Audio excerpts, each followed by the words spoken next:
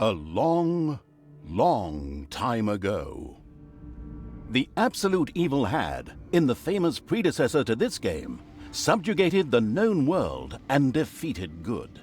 Now, in a world full of blackness and despair, it spent its days sipping cocktails from the skulls of its enemies and forging new plans over a grilled unicorn kebab. Unfortunately, there wasn't much left to forge. A few orc wedges, the occasional trick played on the little snots. There just wasn't anything left to conquer. As the weeks and months passed, the absolute evil grew ever more reticent and seclusive. From time to time, one could hear a slight murmur from the depressed evil's secret laboratory in the depths of the dungeon. Its creatures grew more worried with each passing day, and even started to miss its ingenious evil tricks. It was a somewhat confusing time for them. No beatings, no torture, and no being sent to a senseless death. On the other hand, it was a rather nice change. Eons passed, and the unicorn supply dwindled until suddenly, one wonderful day, the evil genius evil joyfully burst from its secret laboratory. It finally had a new goal. An unknown continent, as often found in sequels, lay to the east, sheltered from the wicked evil by naught but a puny little ocean. It immediately had a fleet built. This was so powerful that it covered the horizon from north to south and was manned by the best and most powerful creatures at the devious evil's command. The fleet set sail for the crossing to this new continent, left the harbor, and sank. Yet that mattered naught to the couldn't give a hoot about its minions evil. It instructed its goblins and little snots to design an even more powerful fleet. These new ships were gigantic. Loaded with devious evil's second-best creatures, the fleet set out. And that sank as well. The annoyed evil saved his relentless anger towards the shipbuilders for later. Obviously, it would have to take care of the matter itself. With a sigh, it cast a spell and created a shadow of itself, a creature of absolute darkness and evilness. This shadow flew across the water towards the east. There, it would find a vessel, a corruptible being that would subjugate this land in the name of evil, and the shadow had the perfect target in mind.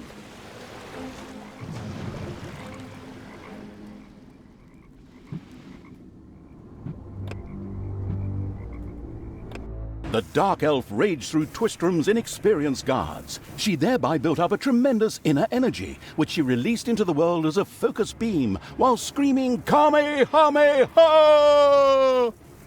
Meanwhile, in the fatiguing library, they waited eagerly with coffee and cake for Talia to show up and open the new orphanage.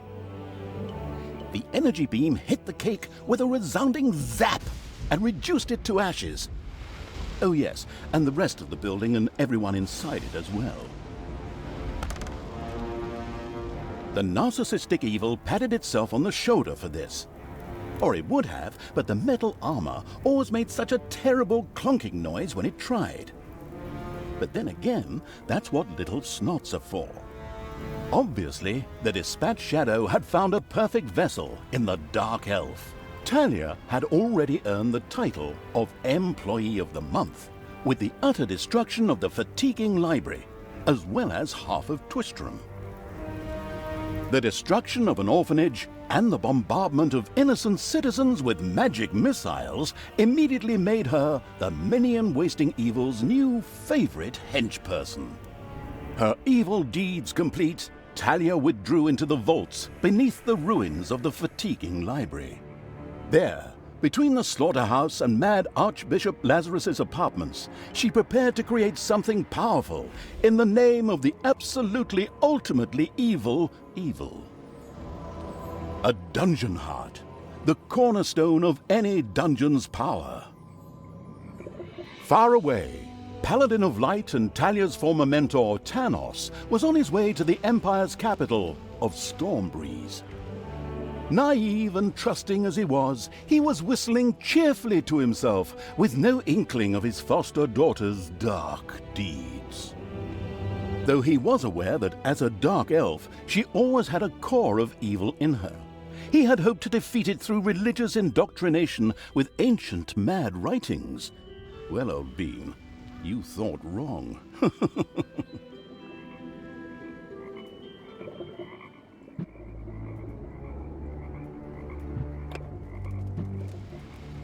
Here, the only problem was, as usual, his own death.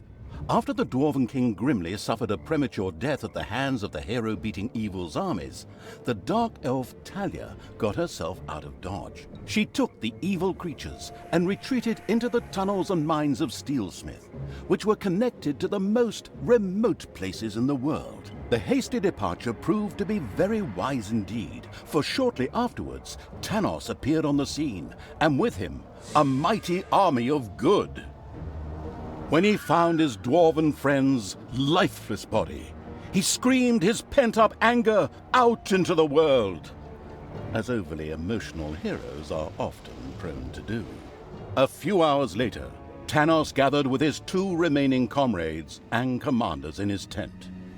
We will now repeat approximately what was said. I, the evil will destroy us. We are lost. Wail, wail, and so on. In the end, Tanos called his fellow soldiers to order and commanded them to return to their respective empires and strengthen their defenses. So it was time to do what all good folks do: hide themselves behind thick walls in fear and hope that the storm would pass them by and hit the others. How exceedingly honorable. In the meantime, Tanos sent out some spies to track down his evil student. The Dark Elf had, by then, beaten her way through the mines of Steelsmith, accidentally awakened an army, and fled from a whip-swinging demon. The usual stuff that happens when traveling through dwarven tunnels. At least they had left Tanos and the armies of good far behind them, and now moved almost unmolested through the countryside, determined to continue spreading chaos and horror.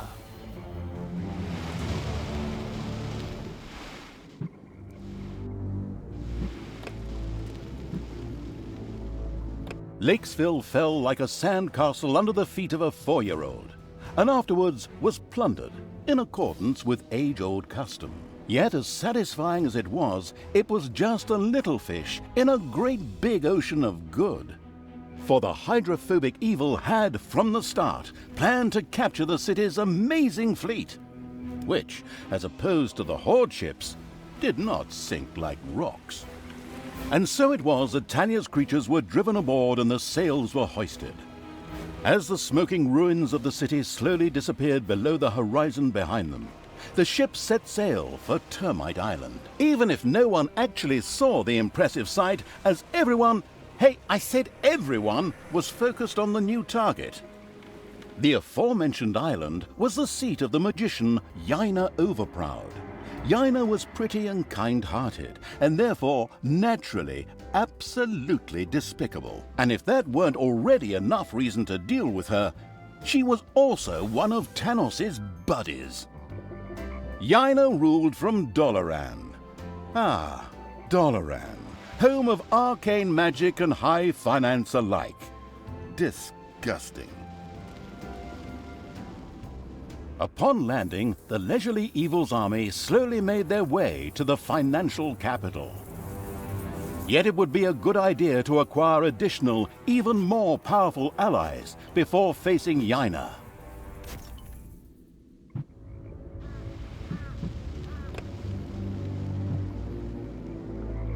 The invincible evil's army took Doloran by storm and captured the hearts of its inhabitants. And I mean that literally. Strange hobby, but hey, others collect stamps and such. And the mighty Yaina Overproud too kicked the daisies and saw the bucket from below.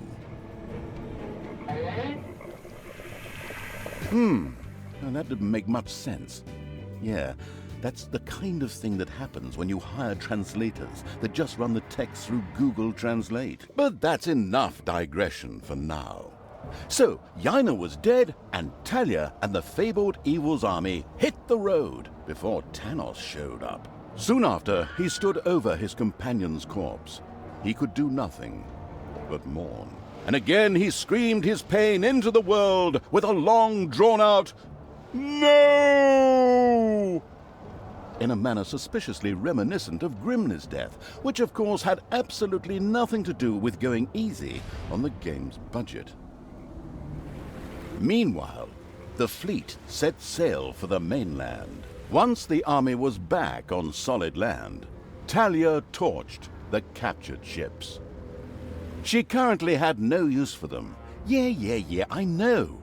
But villains never were big into foresight. Then the cruel Evil's army moved deeper into the countryside, towards a place called Serenity.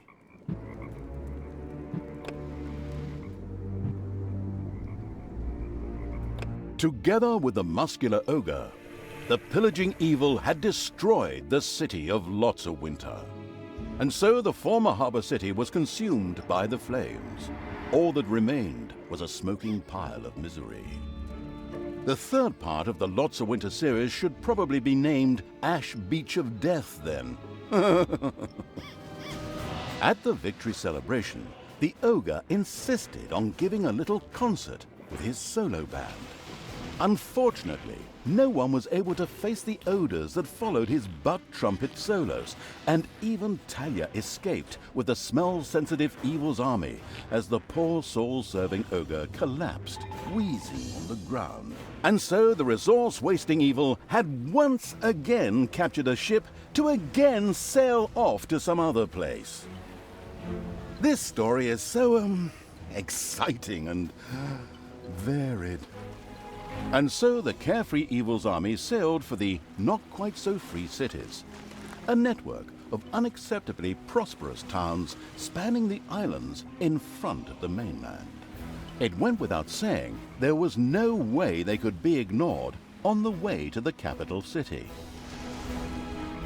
But even more important was the fact that Elric the Pretty was there. A good-natured, narcissistic paladin who served the goddess, and far, far worse, one of Tanos' comrades in arms. Certainly, Talia wouldn't pass up a chance to get one over on her foster father by shearing one of his little lambs and roasting it over a slow fire. Where did I put great-grandfather's paladin it so wonderfully juicy recipe book?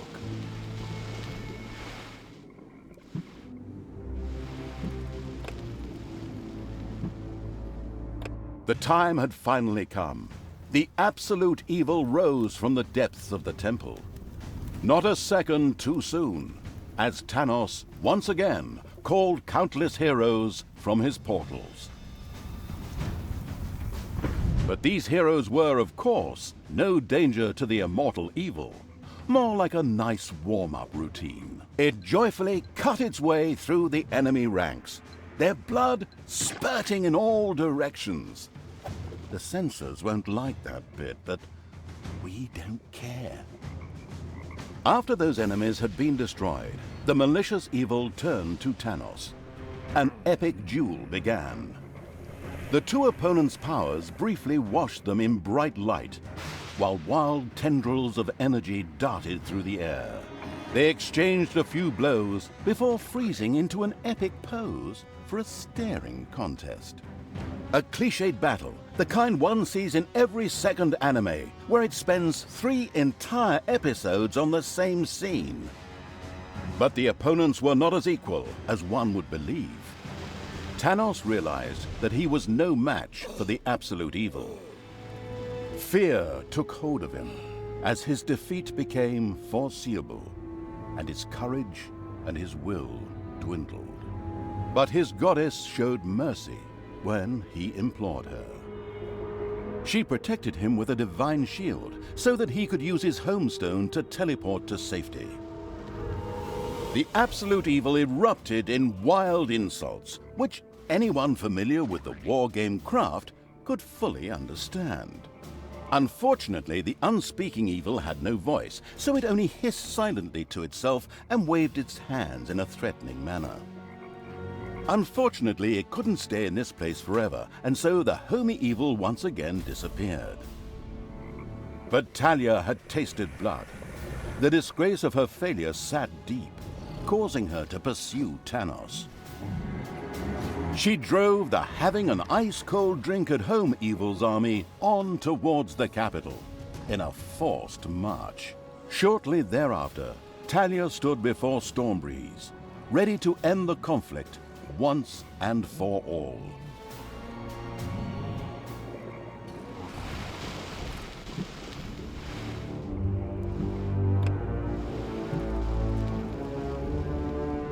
Talia had walked into Tanos's trap because she failed to listen to the superb narrator. Okay, no one could have guessed that Tanos would willingly burn down the capital city of Stormbreeze just to defeat his daughter?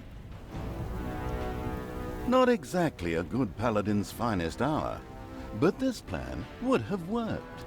Actually, Tanos had expected his magic to destroy Talia, but the grave golem had heroically thrown itself before its leader and saved her from certain death. Tanos saw it as a sign from the goddess that his foster daughter was not yet lost and only needed a push in the right direction. And so it was that Tanos turned to the things one used to convince others and made eager use of the Inquisitor's torture chamber. What? You didn't expect that? Well, no one expects the Spanish Inquisition. Talia could not endure the torture, I mean persuasion, forever. Her fate appeared to be sealed. But the absolute evil was not yet defeated, for it still had influence even without Talia.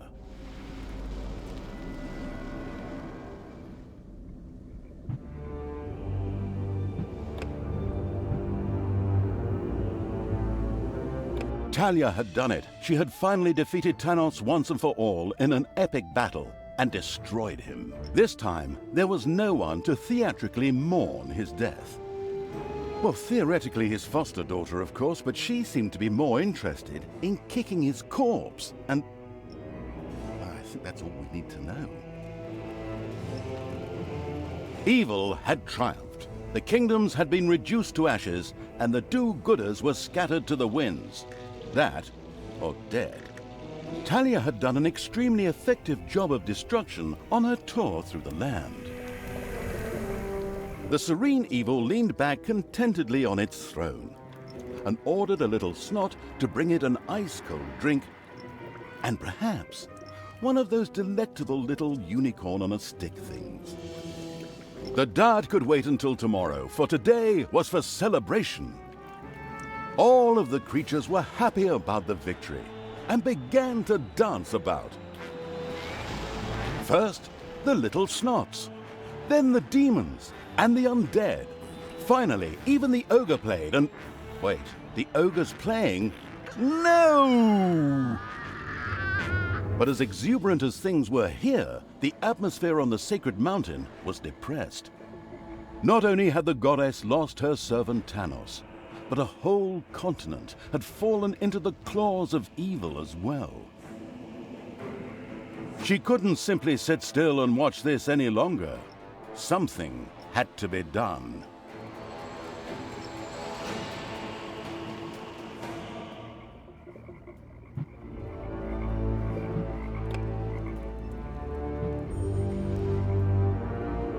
The absolute evil, aided by Talia, had already defeated the western kingdoms in the east. Would it now set out to slay the northern kingdoms in the south? Not known as the most creative writers in the world, the development team will probably hold off that idea for later. Dungeons 4, 5, 29. However, not all heroes surrendered their fates to the unmerciful and merciless evil. A few last desperate rebels rallied around one final remaining hero, Admiral Overproud, father to a certain Yaina, vowed bitter revenge for the premature death of his only child. Talia found this a welcome change from the endless, tiring stream of victory celebrations. At least these were heroes willing to defend themselves, as opposed to the pathetic little snots she used as sparring partners. And so it was that Talia set out on behalf of the bored and overpriced add-ons-obsessed evil to show Admiral Overproud just exactly where the moonstone hung.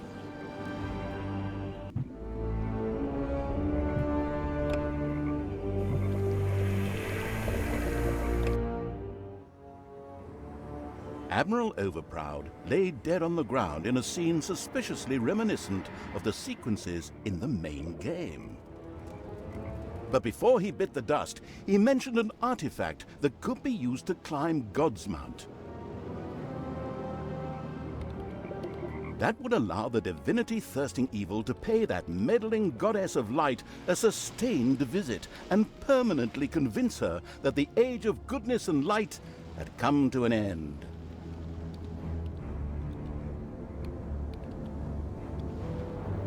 The evil, sitting comfortably in front of its PC, took great pleasure in taking its place in the realm of the gods and being mollycoddled by its little snots instead of living in a damp cave underground.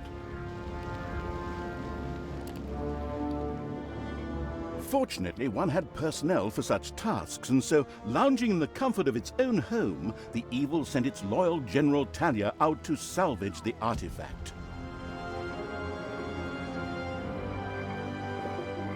Talia, who had developed quite the taste for revenge, could hardly wait to fight her foster father's goddess.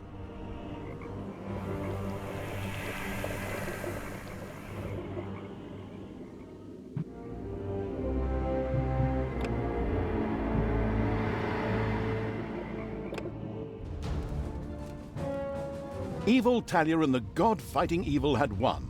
The goddess was destroyed. This raised some pretty difficult questions for theologists. Did this mean it was the end of the world, the apocalypse, the last installment of the Dungeon series? These questions were of little concern to Talia, who was reveling in her blasphemous victory over the warriors of heaven and frankly didn't give a damn about the whereabouts of her good side. And even the evil and its propensity to overlook logical flaws found it pointless to worry about such things. After all, this was not its first computer game. Shortly afterwards, the most divinely evil evil ascended the throne of the gods and savored its victory to the fullest. Fanfares and soft, sweet sounds of serenity accompanied its succession to the throne. Under no circumstances was that ogre and his ear-splitting solo act allowed to get anywhere near the orchestra pit. After all, it was time to celebrate, not whine and complain. As the transcendentally evil evil's emissary, Talia too had nothing to complain about. The reward she received for betraying her father and destroying the goddess of light was appropriate, let's say. And nothing like the pittance I get paid for churning out this nonsense. But I shouldn't complain, at least not as long as they're still recording. The godlike evil had found a quiver full of handy lightning bolts under the throne of the gods, which it now happily used to harass the inhabitants of the overworld.